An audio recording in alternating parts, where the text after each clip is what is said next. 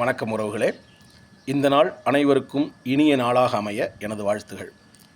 கிராமப்புறங்களில் வளர்ந்தவங்களுக்கு நல்லா தெரியும். கிராமங்களில் இரவு நேரங்களில் மாடியில் போய் படுக்கிறது வழக்கம். ஏன்னா திறந்த வெளியில் சுத்தமான காற்று இருக்கும்.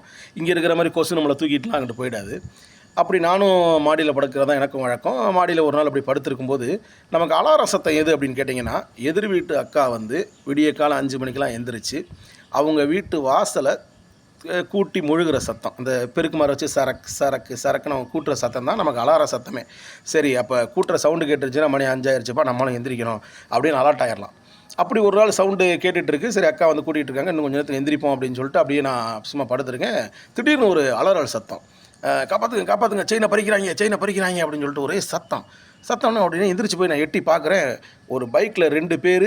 அந்த 2 பேரில் முன்னால் இருக்கிறவன் ஓட்டிகிட்டு போகிறான். பின்னால் இருக்கிறவன் இந்த அக்கா செயினை பறிக்கிறதுக்காக முயற்சி பண்ணி அந்த செயினை பறிக்கிறான். இவங்க அந்த செயினையும் விடலை, ஒரு கையில் பிடிச்சிக்கிட்டாங்க, ஒரு கையில் பைக்கையும் விடலை, பிடிச்சிக்கிட்டாங்க. ஏன்னா இவங்க பைக்கையும் விட்டுட்டு போயிடக்கூடாது, செயினையும் பறிச்சக்கூடாதுன்னு 2ஐயும் பிடிச்சிக்கிட்டு இவங்க கத்தில் அவங்க என்ன பண்ணுறாங்க, பயந்துட்டு வண்டியை நகட்டுறாங்க, வேகமாக போயிடுவோம், மாட்டிக்கிடுவோம் அப்படின்னு சொல்லிட்டு. இவங்க விடவே இல்லை. Cement road. அவங்க பைக்கை வேகமாக எடுக்க இவங்க கீழே விழுந்துடுறாங்க. இவங்க 2 முழங்கையை முட்டிலாம் அரைச்சிக்கிட்டு தேய்ச்சி கொண்டு போயிட்டே இருக்காங்க பைக்கோட. நான் பார்த்துட்டு ஓடி நான் கத்த, எல்லோரும் கத்த. அது கிராமம். ஒரு சவுண்டு கேட்டாலே கடன்னு எல்லோரும் கூடிடுவாங்க. அந்த தெரு முனை தாண்டறக்குள்ளே அவங்கள பிடிச்சாச்சு.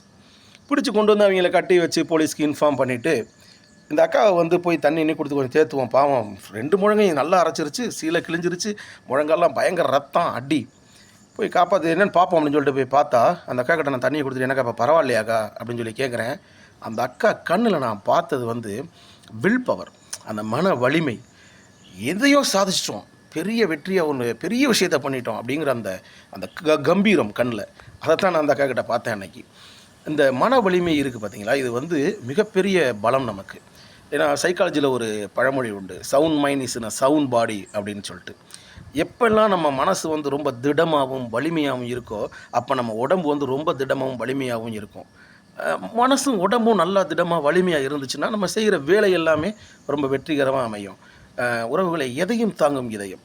எந்த பிரச்சனை எது வந்தாலும் அதை ஃபேஸ் பண்ணக்கூடிய ஒரு மன வலிமையோடு நம்ம வாழணும் அப்படிங்கிறத இன்றைக்கி கருத்தாக சொல்லிக்கிறேன். நன்றி, வணக்கம்.